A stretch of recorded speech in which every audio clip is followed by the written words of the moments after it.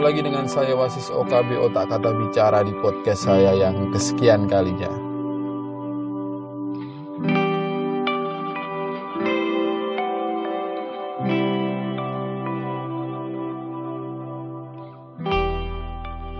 Para pendengar Okabers yang budiman, bagaimana kabar kamu? Semoga saja selalu baik-baik saja ya. Yang tidak baik-baik saja, tetap bersabar. Waktu yang nanti akan menjawab. Ini adalah podcast saya yang kesekian kalinya. Semoga saja podcast-podcast sebelumnya ini berguna buat teman-teman. Kalau toh tidak berguna, nggak apa-apa. Ya namanya keresahan yang saya rasakan, saya rasa harus saya bagikan kepada para pendengar. Ya siapa tahu gitu kan, siapa tahu keresahan ini bisa menjadi bahan referensi untuk teman-teman. Dan kebetulan beberapa hari yang lalu saya ketemu teman, dan waktu itu kita ngomong soal namanya idealisme. Ya kalau saya ngomong idealisme itu adalah bahasan yang cukup berat. Itu bukan bidang saya untuk ngomong idealisme, karena memang keilmuan saya tidak mampu untuk membahas itu. Kata-kata idealisme ini membuat saya tergelitik gitu kan.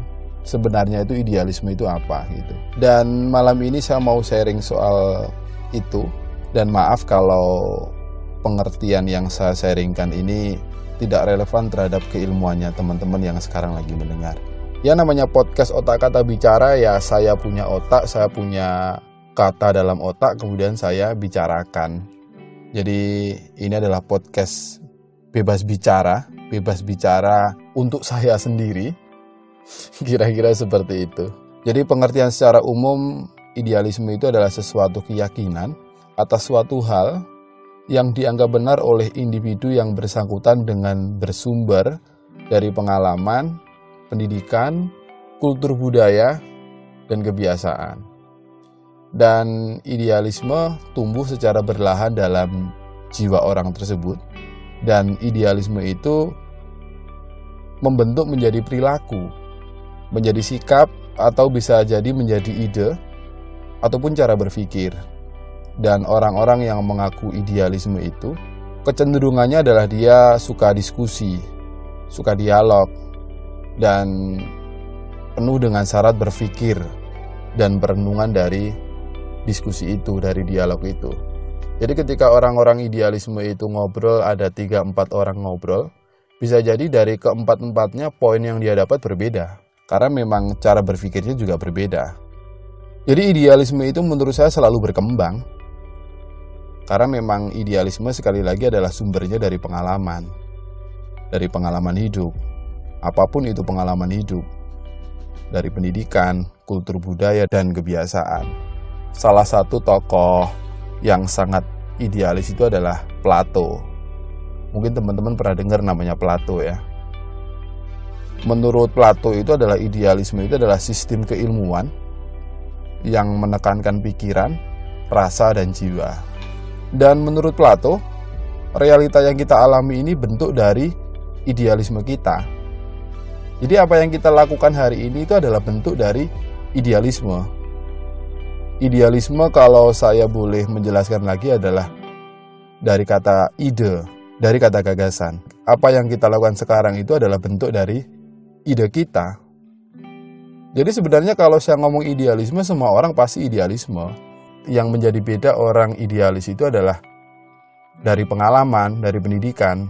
Jadi semakin orang punya banyak pengalaman terhadap masalah, pengalaman terhadap apapun, kemudian tingkat pendidikan formal atau pendidikan non formal, kemudian dari budaya dia yang terbentuk, bisa jadi orang idealis terbentuk dari budaya yang keras, budaya yang tercipta dari lingkungan yang keras. Ada juga orang yang idealisme dari kultur budaya yang sopan santun dan lain sebagainya.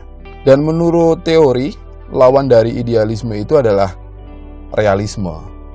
Realisme berasal dari kata realis. Jadi kalau saya ngomong realis, itu memiliki arti bahwa seseorang tidak selalu memikirkan sesuatu yang terlalu tinggi, tetapi semampunya. Yang ada itu yang nyata, yang bisa dilihat, disentuh, dan diamati. Jadi memang orang idealis itu kecenderungannya dia itu banyak gagasan, idenya cukup besar gitu kan. Sedangkan orang realis tidak seperti itu. Jadi lebih suka menyelesaikan apa yang ada di depannya. Mana sih yang bagus? Kita harus menggunakan idealisme atau realis. Menurut saya tidak ada yang bagus, semuanya punya poin plus dan poin negatifnya. Kalau kita menjadi idealis, kita adalah orang yang penuh dengan gagasan, penuh dengan ide. Kalau kita aplikasikan dalam hidup, kita punya gagasan untuk hidup yang seperti apa? Itulah yang menjadi pertanyaan. Sukses secara finansial atau apa? Ya teman-teman silakan pilih. Ya kalau saya lebih suka memilih gagasan hidup itu adalah sukses secara finansial dulu. Karena ini menurut saya paling penting ya. Sambil yang lainnya berjalan seiringan. Sangat susah sekali kalau secara finansial belum tercukupi, kemudian kita menekuni yang lainnya. Jadi kebutuhan dasar kita harus tercukupi dulu. Jadi sekali lagi menurut saya jerbasuki mawobeyo. Kesuksesan itu butuh biaya. Apa yang menjadi tujuan kita pasti keluar biaya.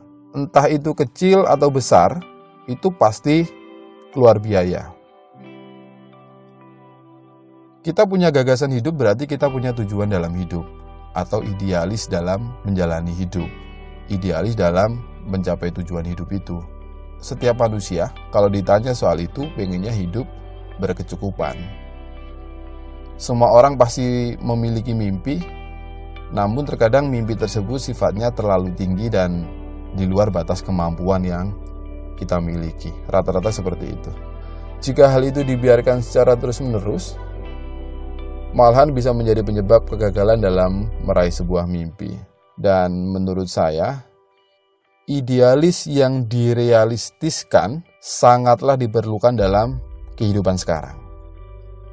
Dan ternyata ketika saya bersikap idealis, kemudian idealis saya itu saya realistiskan, itu dampaknya sangat besar. Dan untuk menjadi orang yang sangat realistis itu, ya kita harus jujur ya. Harus jujur dengan diri sendiri. Dan cara menjadi jujur seperti podcast saya sebelum ini. Mungkin kalau teman-teman mau dengarkan dulu saja, biar nanti nyambung. Saya kasih tahu alasannya ke teman-teman kenapa menjadi orang harus realistis. Nomor 1, ketika saya memutuskan untuk memperjuangkan mimpi, saya harus siap-siap untuk menerima kegagalan yang mungkin terjadi. Menurut saya hal itu harus dilakukan karena setiap perjuangan tidak akan pernah berjalan mulus tanpa adanya pengorbanan. Saya harus siap mengorbankan perasaan dan pikiran karena kekecewaan yang menimpa. Dan ketika saya punya mimpi besar, pengorbanan saya juga pasti besar. Jadi kalau saya hari ini ketika memutuskan untuk mewujudkan mimpi, ya saya harus bersikap realis. Dan biasanya saya bertanya kepada diri sendiri, apakah saya mampu mencapai itu? Apa konsekuensinya? Kenapa saya mempertanyakan itu kepada diri saya? Tujuannya hanya sebatas menguji apakah diri saya ini mampu untuk mendapatkan mimpi itu.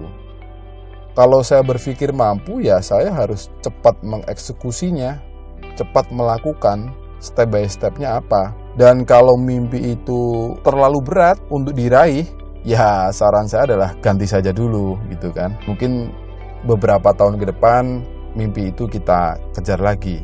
Saya dulu punya pengalaman tentang kekecewaan terhadap mimpi yang sudah saya buat. Kalau waktu itu saya mempertanyakan pertanyaan tadi, mungkin saya tidak pernah merasakan kecewa. Alasan kedua adalah dengan realistis, tujuan hidup saya mudah tercapai. Kenapa? Hal itu terjadi karena tidak ada tujuan hidup yang berada di luar kemampuan yang kita miliki. Semua ada dalam genggaman saya. Dan hal itu bisa menjadi pendorong untuk meraih impian hidup dengan mudah. Yang ketiga adalah jangan paksa mimpi itu terwujud. Kenapa saya ngomong seperti itu? Karena tidak semua mimpi yang kita punya itu pasti terwujud. Bersikaplah realistis seperti itu. Yang paling penting adalah setia dalam berproses dan selalu berpikir ada harga yang harus kita bayar untuk mencapai tujuan. Kita tidak pernah tahu apa yang akan terjadi di depan kita. Yang kita tahu hanya menjalani prosesnya. Dan kamu yang sekarang percaya dengan idealismemu yang tinggi, bahkan dibilang setinggi langit, saran saya adalah coba deh realistiskan dulu. Apakah iya saya mampu mendapatkan itu? Sekian dari saya, terima kasih.